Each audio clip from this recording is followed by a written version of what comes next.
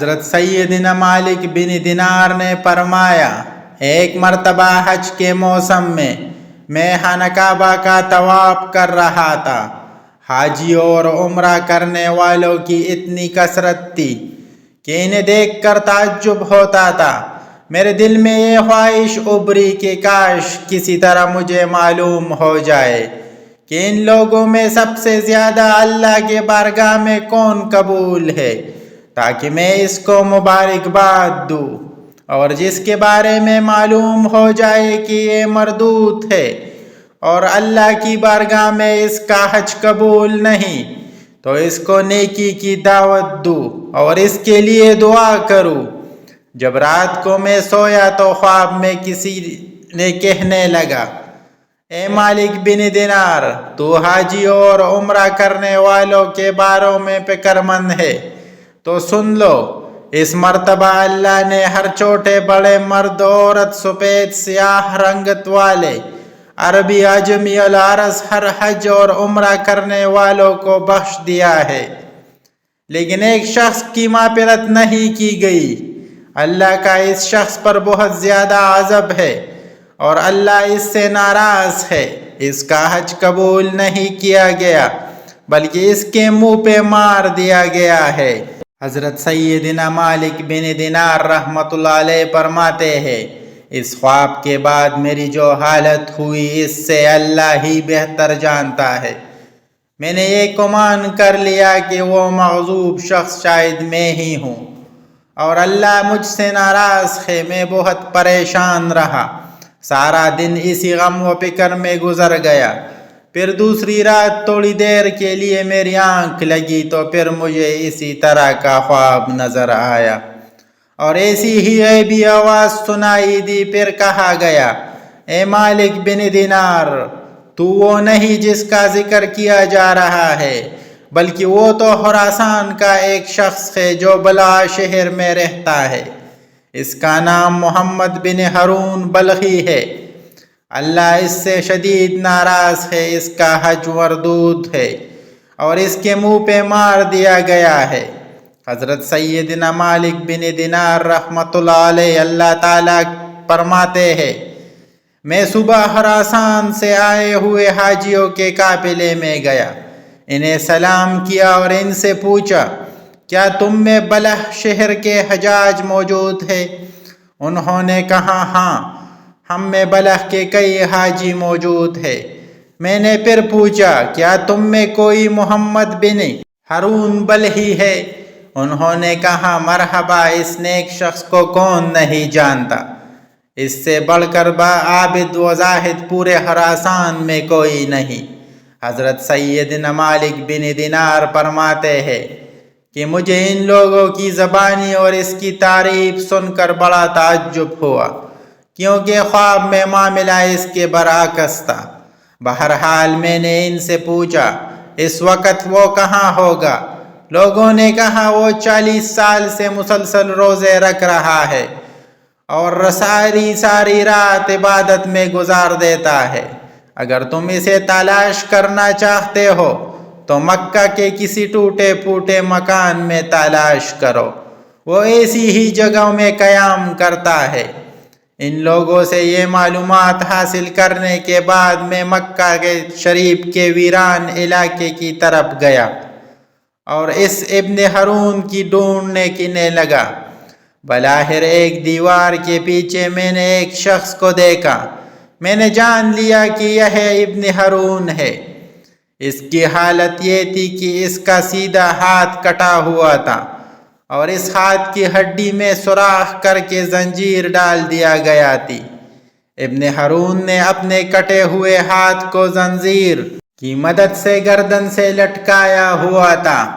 اسی طرح اس نے اپنے قدموں میں بھی بیڑیا ڈال رکھے تھے اور رو مشغول عبادت تھا۔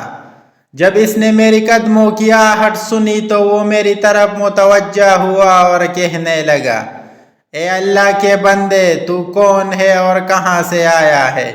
میں نے کہا، میرا نام مالک بن دینار ہے اور میں بصرہ کا رہنے والا ہوں۔ وہ کہنے لگا، اچھا، تم وہی مالک بن دینار ہو جن کی علمیت اور ضبط و تقوی کے ڈونگے پورے عراق میں بج رہے ہیں۔ میں نے کہا عالم تو اللہ کی ذات ہے اور زاہد و عبد حضرت سیدنا عمر بن عبدالعزیز ہے۔ وہ آ کر چاہے وہ خوب عیش و عشرت سے زندگی گزار سکتے تھے، لیکن بادشاہت کے باوجود انہوں نے زہد و تقوی اختیار کر لیا اور دنیا سے بے رغبتی ان کے اندر بدرجہ عتم پائی جاتی ہے۔ ہمیں تو دنیاوی نعمتیں میسر ہی نہیں، اس لیے ان سے دور ہے۔ اس نے مجھ سے کہا اے مالک بن دینار، تم میرے پاس کس لیے آئے ہو؟ اگر تم نے میرے بارے میں کوئی خواب دیکھا ہے تو بیان کرو۔ میں نے کہا ہاں، مجھے تمہارے سامنے وہ خواب بیان کرتے ہوئے شرم محسوس ہو رہی ہے۔ تو وہ کہنے لگا اے مالک بن دینار، تم نے جو خواب دیکھا ہے وہ بیان کرو اور مجھ سے شرم نہ کرو۔ حضرت سیدنا مالک بن دینار فرماتے ہیں کہ بلاخر میں نے اسے اپنا خواب سنایا۔ خواب سن کر وہ کافی دیر تک روتا رہا، پھر کہنے لگا اے مالک بن دینار، مسلسل 40 سال سے میرے بارے میں حج کے موقع پر اسی طرح کا خواب کسی نیک و زاہد بندے کو دکھایا جاتا ہے اور اسے بتایا جاتا ہے کہ میں جہنمی ہوں۔ حضرت سیدنا مالک فرماتے ہیں کہ یہ باتیں سن کر میں نے اس سے پوچھا کیا تیرے اور اللہ کے درمیان کوئی بہت بڑا گناہ حائل ہے؟ اس نے کہا ہاں، میرا گناہ زمین و آسمان و عرش و کرسی سے بھی بڑا ہے۔ میں نے کہا مجھے تم اپنا وہ گناہ بتاؤ کہ میں لوگوں کو اس کے ارتکاب سے بچاؤ اور انہیں اس گناہ سے ڈراؤ جس کی سزا تم بھگت رہے ہو۔ وہ کہنے لگا اے مالک بن دینار، میں شراب کا عادی تھا اور ہر وقت شراب کے نشے میں مدہوش رہتا تھا۔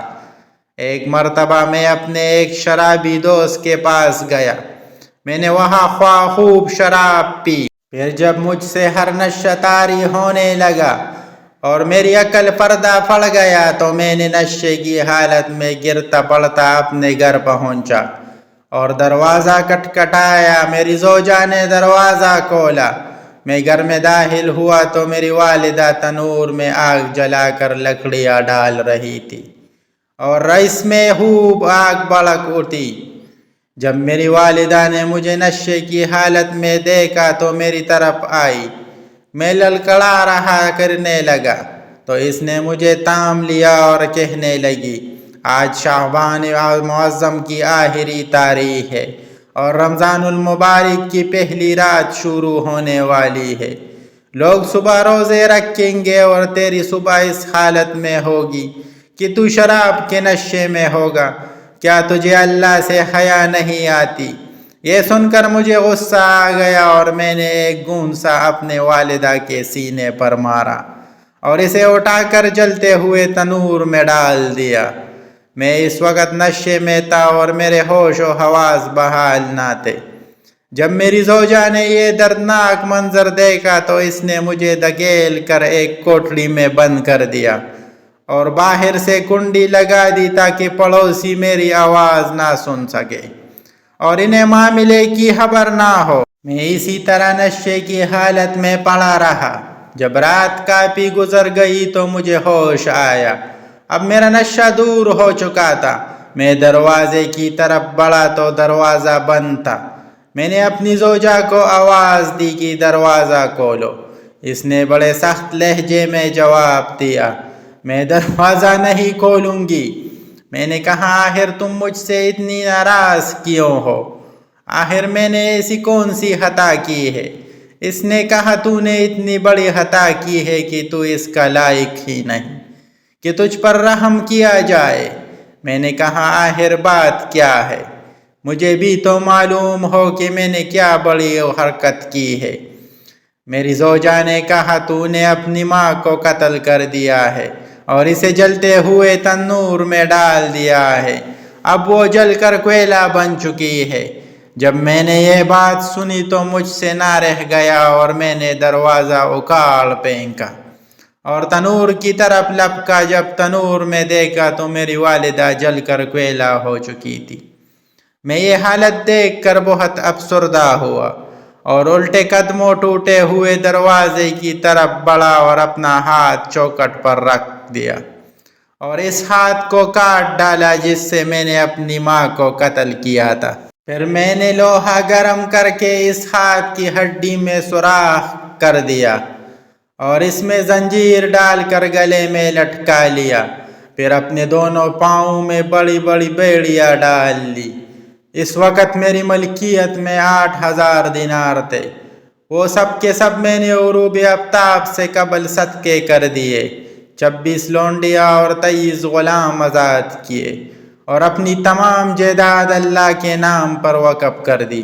اب مسلسل 40 سال سے میری یہ حالت ہے کہ دن میں روزہ رکھتا ہوں اور ساری رات اپنے پروردگار کی عبادت کرتا ہوں اور 40 دن کے بعد کھانا کھاتا ہوں۔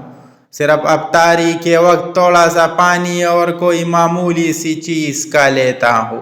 میں ہر سال حج کرنے آتا ہوں اور سال کسی عالم و زاہد کو میرے متعلق ایسا ہی خواب دکھایا جاتا ہے جیسا آپ کو دکھایا گیا ہے۔ یہی میری ساری داستان عبرتی نشان۔ حضرت سیدنا مالک بن دینار رحمۃ اللہ علیہ فرماتے ہیں، یہ سن کر میں نے اس کے چہرے کی طرف اپنا ہاتھ بڑھایا اور کہا، اے منحوس انسان، قریب ہے کہ جو آگ تجھے پر نازل ہونے والی ہے اور وہ ساری زمین کو جلا ڈالے۔ پھر میں وہاں سے ایک طرف ہو گیا